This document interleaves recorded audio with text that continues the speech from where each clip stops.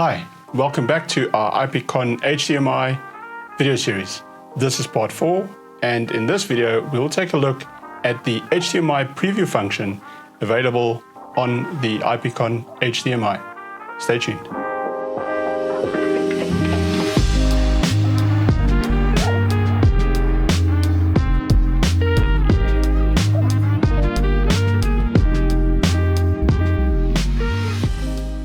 Okay guys, so if you have a look here on the back of the IPCON-HDMI, you'll see that it has an HDMI connection, and that's what the HDMI stands for inside the model number.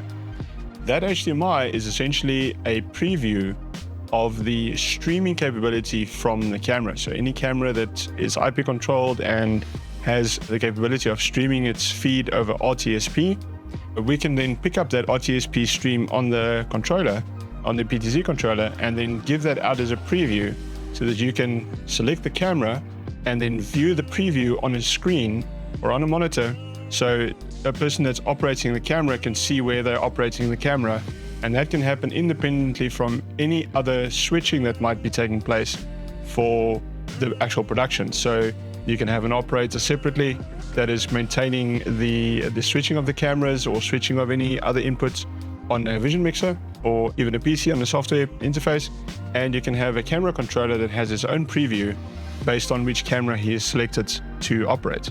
So let's have a look at how to set that up. First things first, again, we're going to log into the IPCON-HDMI's web interface. As we showed on the previous video, I'm going to open up a web browser and type in the IP address of the controller, and the password is admin without, the username is admin without any password, and there I'm logged into the IPCON-HDMI. Then I also want to just log into the camera to show you what needs to happen on the camera, and this is specific to our Alfatron cameras.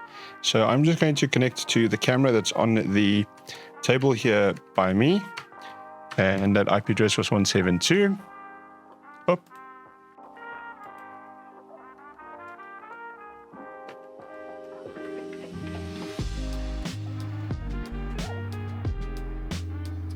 And as you can see, then we also just log in with the admin into the camera.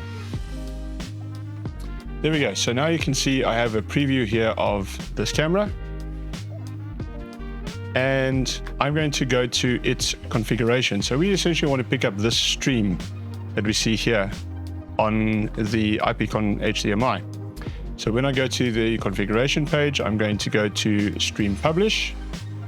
I'm only going to concentrate on the mainstream section, so I'm going to enable my mainstream.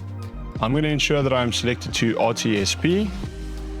I'm going to confirm that my IP address here is the same as my IP address for the camera, so that's 172. I can leave my port number as is, and then I also want to make sure that I have the right stream name here. That stream name can be anything.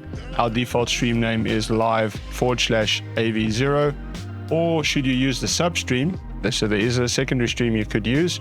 You could also use live AV1, but essentially you just want to make sure that it is activated and the IP address is correct. So I'm going to then click on the save button.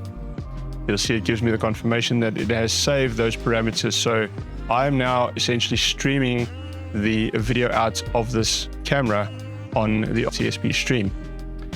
Now I'll navigate back to the IPCON-HDMI, and I'll select my first camera here because that's my camera with IP address 172.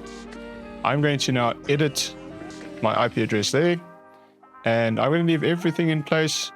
That's all fine to my port number. That's for my controls part of the camera. I'm purely just going to input the stream name into the RTSP URL, and that's where the camera will pick up the IPCON-HDMI will pick up the stream from. So I'm going to type in RTSP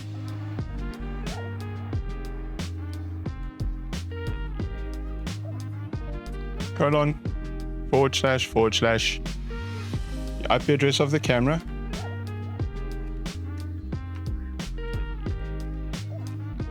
/ again, and then live/AV0. So once that is in place, I can then press save. And that saves that information to that stream.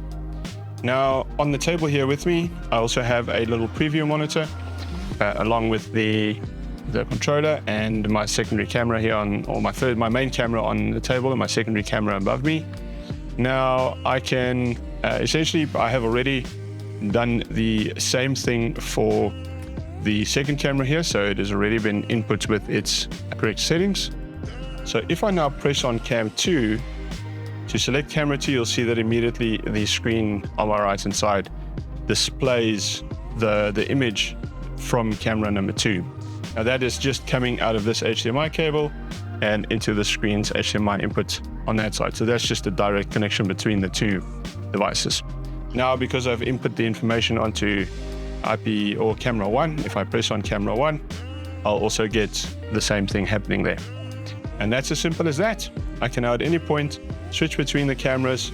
Once I have selected that camera, I can then navigate with that camera and see where that camera is pointing towards. Okay, that about wraps it up for this video. As always, remember to like and subscribe, and we'll see you on the next one.